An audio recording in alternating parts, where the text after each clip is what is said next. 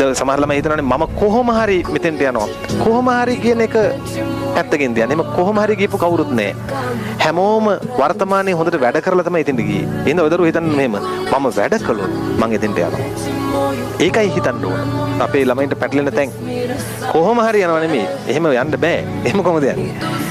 හිතන්න ඕන කොහොමද? මම දැන් වැඩ කළොත් මම එහෙනම් ඔය දරුවෝ ප්‍රශ්නේ එන ගානේ කොහොම හරි කරලා හොද්දට වැඩ ටික කරන්න. මේක වලගේ අයියෙක් අක්කෙක් ඉන්නවා නම් ඒගොල්ලන්ට කියන්න. ඒගොල්ලෝ රැකියාවක් කරනවා නම් ඒගොල්ලන්ට ප්‍රශ්න තියෙනවා නම් ඒ රැකියාව හොඳට කරන්න කියලා.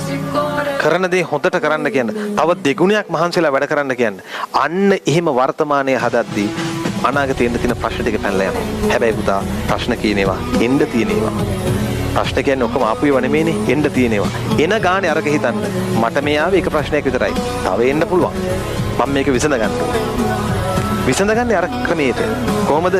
ගින්නක් එද්දී වතුර දාන්න. ගින්න නිවෙන්නේ ගින්නකින් නෙවෙයි.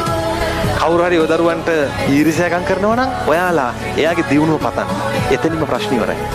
ලෝකේ හැටි මේක. මිනිස්සු එකතු වුණොත් වෙන් වෙනවා කියලා නිතර හිතන්න.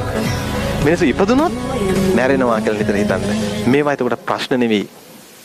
දුකක් තියෙයි. ගොඩක් කල් නැති වෙයි. තේරුණාද? හැම කුණාටුවක්ම හැමදාටම තියෙන්නේ. ලස්සන දවස් තියෙනවා. කුණාටුව පහව යන තෙක්